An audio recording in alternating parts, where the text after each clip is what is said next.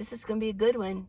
Don't go anywhere, okay? How are you going to recognize predators socially as a nomad? Let's talk about this. It's a good question. I want you to watch it all the way to the end. I want you to subscribe, give me a thumbs up, and I want you to leave a comment. Say, hi, Lee. Leave me a heart, something, or ask some questions. Let's get going on this video. Voyeur in a van. It really has a lot to do with this video, and it's on Amazon, and I'll talk more about it later, okay? Hey everyone, here's a quickie video for you today. I didn't sleep real good last night, okay? So excuse me. I think it was a full moon last night, but this is a really good question. And it is from Logan. Here's a really good question from Logan McKay. Hi, friend. Can you cover in this series on socializing? Oh, yeah. And what to look for to identify predators. Love you. Stay safe. Yeah. Predators. Well, there's going to be all types of people who are nomads. I remember when I first got started, literally, when my first time going to Quartzsite, I had the impression that we're all in this together. We're one big happy family, nomad world. I'm a part of it now, and I just love you all, and I know that you're going to just embrace me, and we're all just going to be in this together. That's not the case. It really isn't. You're going to have so many different types of people in Quartzsite. Now, let's deal with Quartzsite because I've been talking about, okay, in the summer, in the winter, you want to go to Quartzsite your first year. Because, and why? Because you're going to be able to do some networking. So this is really a good subject for you for socializing and looking for predators. But they're going to be not even just predators out there. There's going to be people in Quartzsite who are in bigger rigs. They belong to clubs. They're not interested really in getting to know, this is what I found, really getting to know the nomad world. They're just snowbirds and they're traveling and they've got a good retirement. And I will say there is a class system. I don't care what anybody says. There really is. There's a class system in Quartzsite, in the traveling world. There are people up here who have really great retirements, and you're married couples, and they work together, which is really good. I mean, kudos. But I experienced the flipping up of the nose, like, oh, you know, yeah, oh, you live in a minivan, okay, yeah. And the actual people who live it full-time and are living in their vans full-time.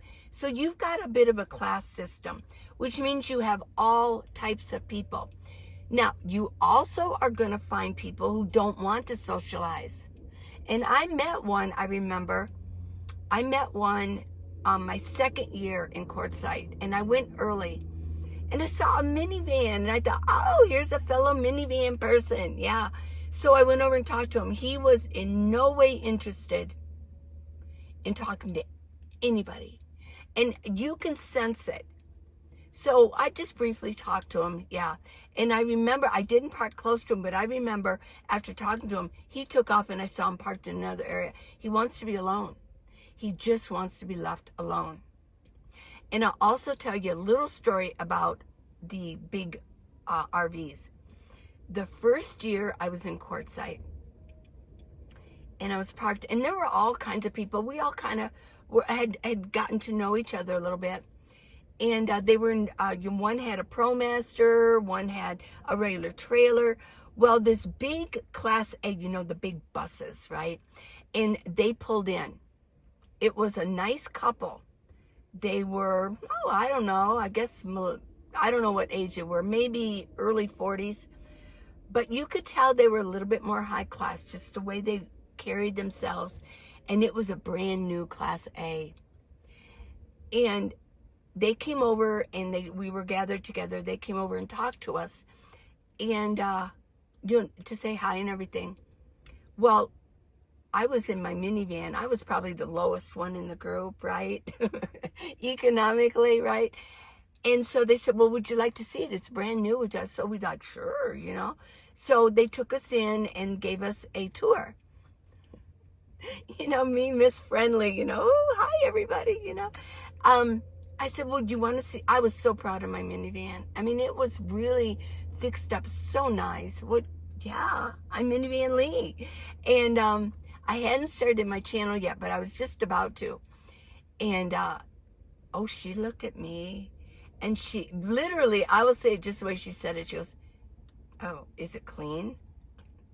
I mean, seriously, she did. And I said, well, of course it is. When I lived I'm kind of an OCD kind of person, you know, it's got to be clean, right? I go out of my way to make sure that everything is not cluttered and sparkling clean. Yeah, I did that in my house and everything. So, no, so I got the impression, and I really didn't talk to her much. I kind of stayed away from her. I just thought, you're not my type, okay? I'm going to put my energy elsewhere. I don't go for hanging out with people that have a weird vibe or have weird energy, because it only sucks the energy out of me. And I'm into life. Yeah, I'm into being positive, not making other people feel bad. So there is a class system. That was my first taste of it, and I'm telling you, there really is out there. Now, you're also going to meet people, or there are people out there. I don't know if you're going to meet them. You might meet them and not even know. But there are people who are on the run in the nomad world. I mean, they're running from the police. They're trying to hide out, right? Now, you also have, so you're going to have to be careful. You don't want to be,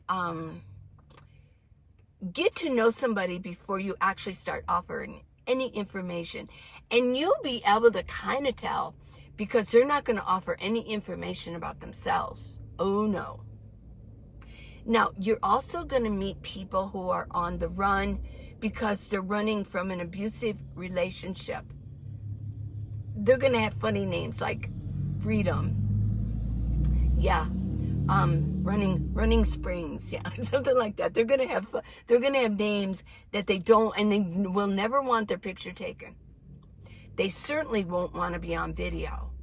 If somebody has like me, I have a channel, and usually what they'll do is they'll tell you, okay. I mean, you have every right to film in public. You do. That's our constitutional right. You're in public. Anything in public can be filmed, taken pictures of. Because when you're in public, you have no reasonable privacy rights, because you're in public. If you don't want to be on film, you need to stay in your house, I guess, or be on private property. But you do want to look out for those people, and usually they're women, but not all. Not all, no. There are that group of men who can be abused too, and they're trying to run, or they're, whatever, that you can guess the situation. But there are a lot. I've met a few women who are on the run, so you got to be careful with that. So I'm just saying, there's all kinds of people out there that you're going to meet in Quartzsite. Your best bet, I really do recommend going to the RTR. The one that Cheap RV Living Hawa puts on, and all the other years it's happened at the in town, at the park, at the baseball field. They have it in there.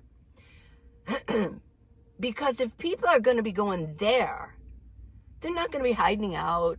They want to socialize, and you can sit there. You're going to want to bring your chairs, and you can sit there and go and find out what their schedules are, sign up for whatever, get information. It's really a nice situation. You also have a section where you can leave things or take things. It's just a free area. People that don't want them anymore, and they'll set them on the table, but you could see some, oh, I need that. So there's that. I really recommend that you go. And once you set up your chairs for the presentation that's going to happen, and they have them for a week long at different times. They'll schedule, and they'll let you know when the schedule is. That you can sit beside people, and you're going to get to know each other. And you can find out, well, where do you park? Well, what BLM area are you in? Are you in Dome Rock? Are you, at the LTVAs, the long-term visitor areas? Or are you at High Jolly or Plamosa Road? And then you might want to say, well, and they'll say, well, why don't you come park with us? Because you can feel that vibration, that nice click going on with them. So then you can go. Actually go and meet people. You're not going to like everybody. You're not going to click with everybody, but it's a good start. Okay? Get their phone numbers so you can text them. Just let them know. Say, I don't usually do phone calls. I don't really like the phone calls, but I can text you. And if you want to put them in a contact, you can, if they don't mind, take their picture to put it. Just say, well, do you mind if I take your picture to put in my contacts? And then you can put them there so you see them. And you can name them. That might be Claire. Her name's Claire. You usually don't do last names until you really get to know somebody. But you could say Claire from RTR, that that you met Claire at the RTR. I still have some in here that I know them real well. I usually have to change them to say, but they'll still say like Robert from RTR. And I know Robert really, really well now. Sometimes I'll go in and change it. I already know who Robert is, okay? Yeah. So there's suggestions. This is how you're going to meet people. So you want to know, you did ask about predators. Predators. A predator is going to be super friendly right off the bat. He's going to ask a lot of questions. Yes. And you're going to get the spidey sense on the back of your neck. The spidey sense will be activated. If you are, whether you're a guy or a female, and if you're older, you're more mature, we have developed that. Something's going to seem off, okay? So what I would suggest is you don't just go blabbering off with a whole bunch of information right off the bat. Don't do that. No. Just listen. Your best bet to get to know somebody is to listen. Ask questions and listen. Yeah.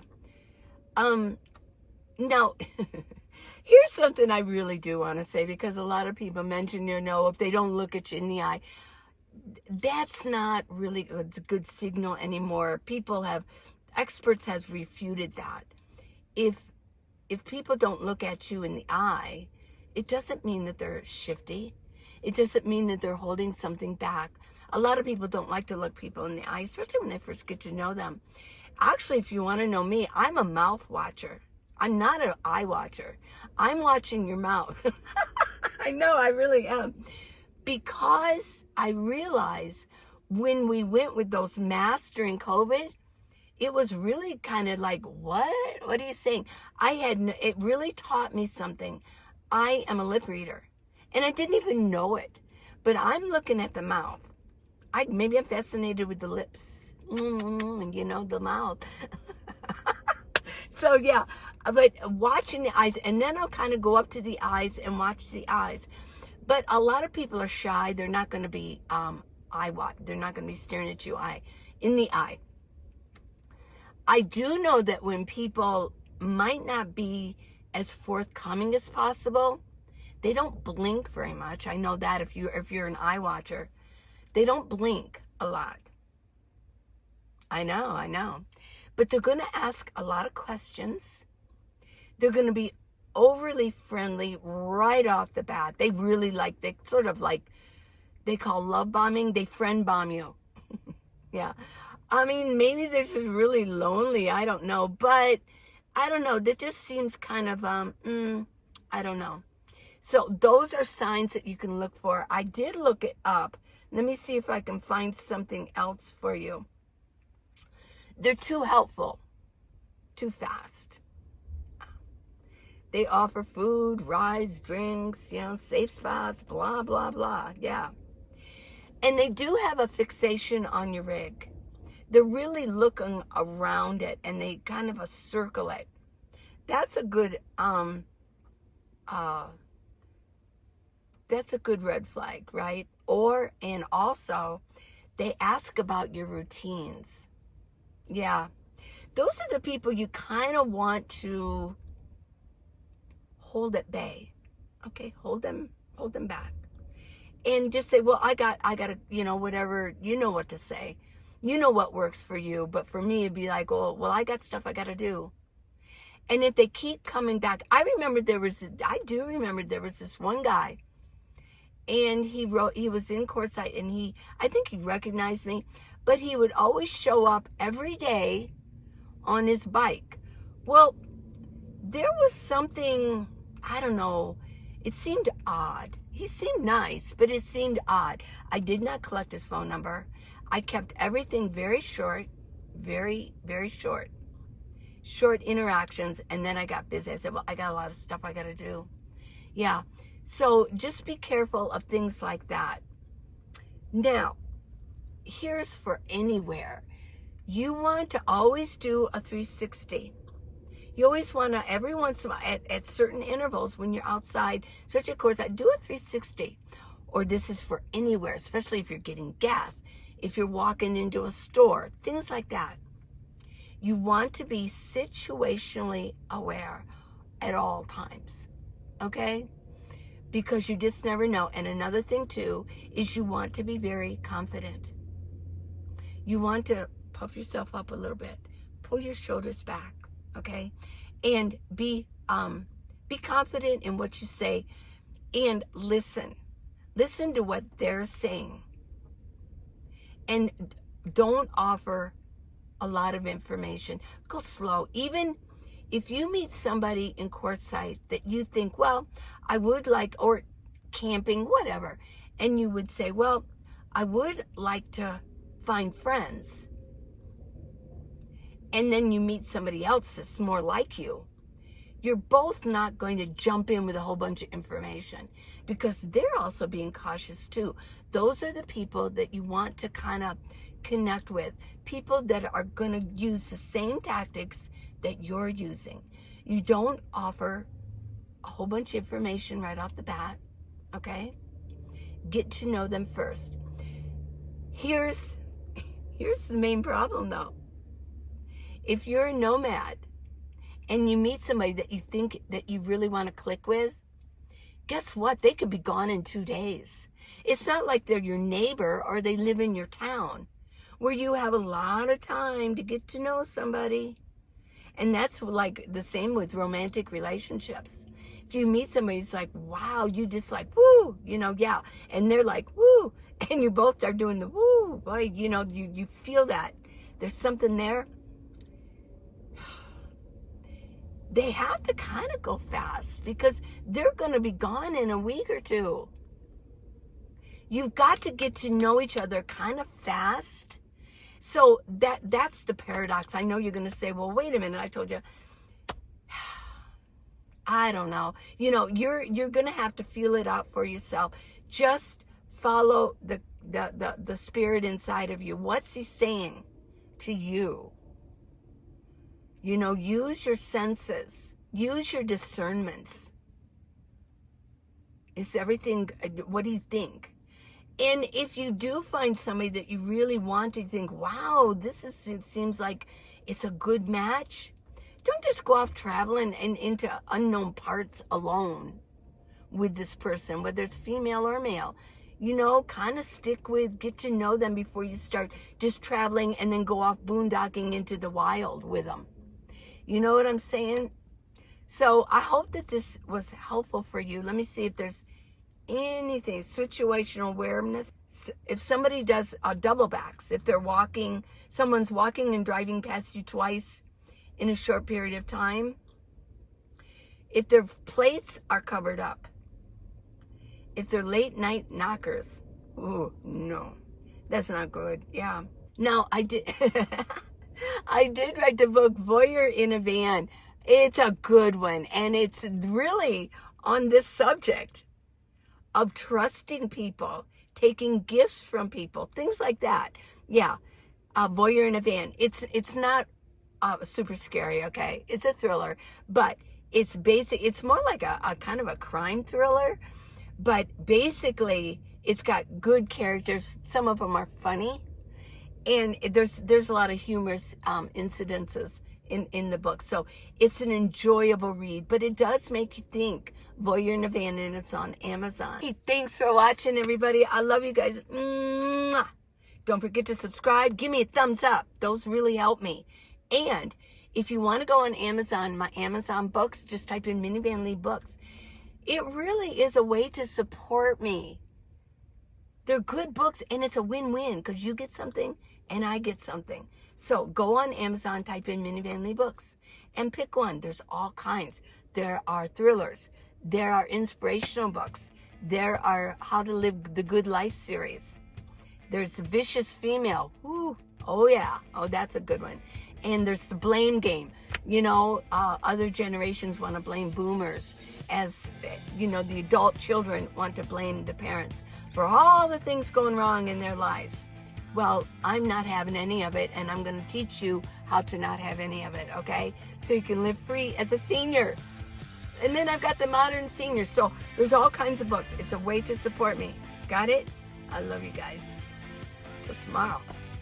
New subject.